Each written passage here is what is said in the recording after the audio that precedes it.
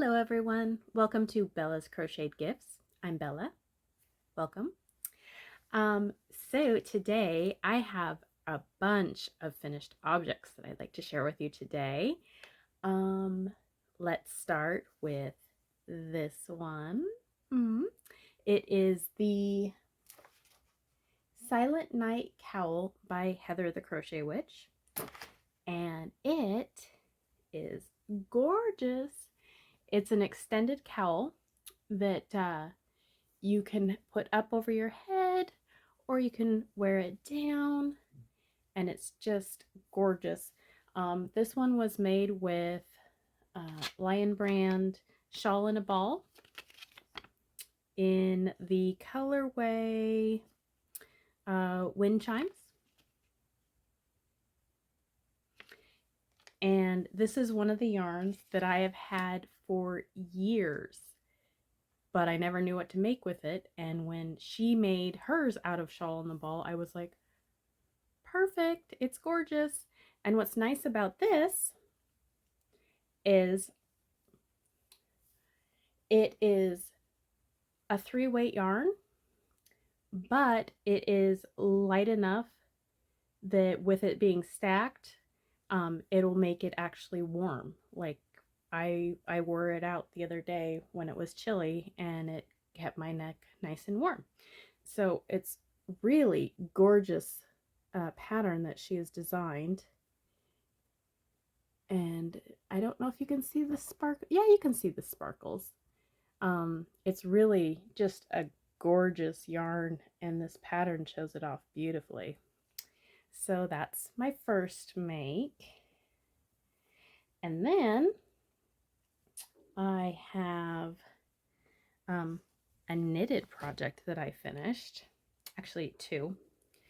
So I started this scarf. Oh, it's got to be like 3 years old. And it's actually a very old discontinued Joanne Sensation yarn. And this is just let's see, this is just the knit stitch. I believe it's called garter stitch. And then I did do, oh, here we go. I did do a stockinette, which is where you purl one direction and knit the other direction. So I did just a little bit of detail on each end. So this was very long in the making, because when I started it, I was using the straight needles, which are kind of unruly. They're about that long, and you're like trying to knit with them. So I transferred this to a pair of circular needles in the same size, and was able to finish it much faster. So I have a scarf, and then I was like, well, let's make a hat to match. So this is just the garter stitch, so just knitting back and forth, and I just seamed up the side, kind of like I do with my other charity hats, and there we go. It looks like like this. Like I said, I make it long so that they can determine what size they need it, and it's nice and stretchy. So that's a set done. And then I've been talking about this a couple of times. So this is the V-shaped shawl that I wanted to be able to make. And I actually made up this pattern. Like it's let's see. There you go. It's just a simple pattern where, let's see if you can see. So one row is solid, and then every other row you do the window stitch, where it's double crochet, chain 1, double crochet, chain 1, double crochet to make the windows. But this I made to be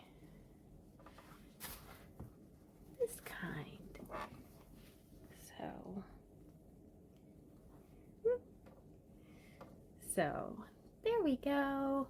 That's what I've been trying to make. A V-shaped one that you can crisscross and wear it in the front. And then you can put your jacket over it or use it as like just a neck piece in the spring when it's a little chilly. And if you want, you could also. That was my notes. So you can wear it just as a short shoulder shawl. So yay! Finish that. Sorry. Notes. And then I have some amigurumis finished. So I told you guys I was making a unicorn for my friend. And here she is. I did the corkscrew hair, so it's bouncy. She got her little horn. I did eyelashes. So her hooves and horn are not nearly as bright. It's more of a gold color. It is looking like super bright. It's not that bright. Oh, anyways, and she also has a little tail, a little cute tail. So she is finally done and ready to go to her new home. And we'll see what the recipient decides to name her, but she took quite a while. Her nose, like her whole head was a lot of counting, a lot of counting. So I had to put it down for a little bit, and then I was able to do the rest of the appendages. There we go. And then, remember those little hockey pucks of amigurumi? So I made 2. I used the one for the Narwhal, and I made this little guy. Isn't he cute?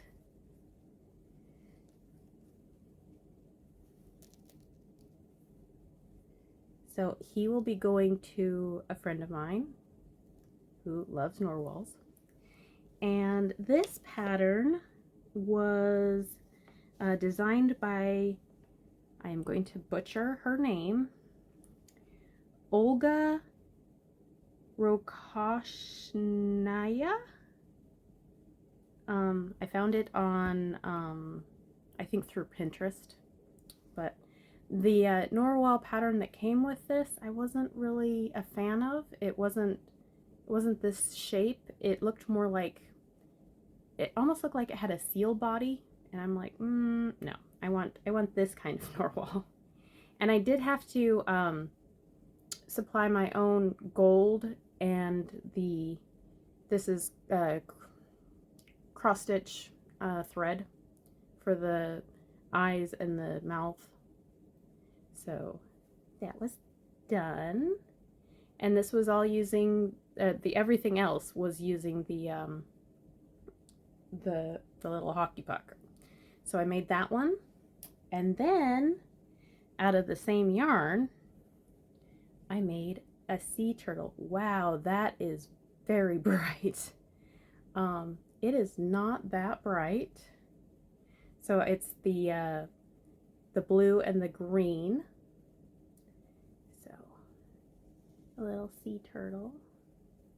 Let's see if I can hold him up right. You got the little tail. And I did use safety eyes.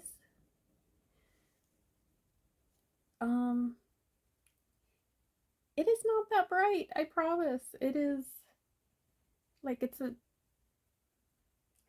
I can't even explain it. Yeah, it's just reflecting funny. Anyways, so my husband has requested this when I'm done to be his little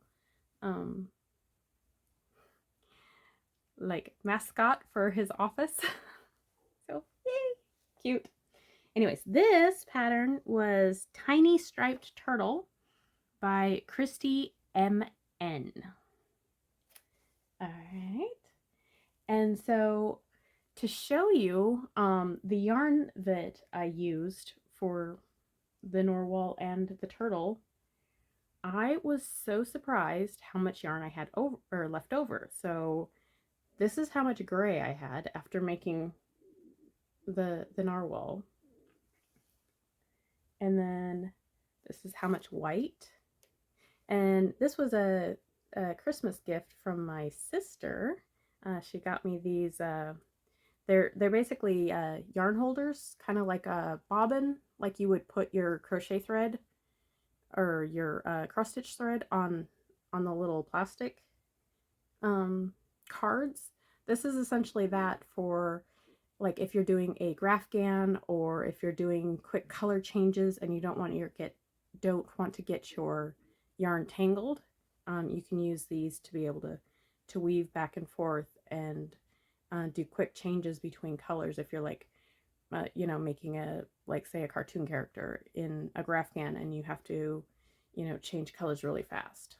So these are great for that. So that's how much white I had. This is how much blue I have. And this one is how much green I had left. So, I mean, there's a lot of yarn here. I could probably make another turtle or 3, you know, depending on the colors. So, a lot of yarn on those little things. I was very surprised.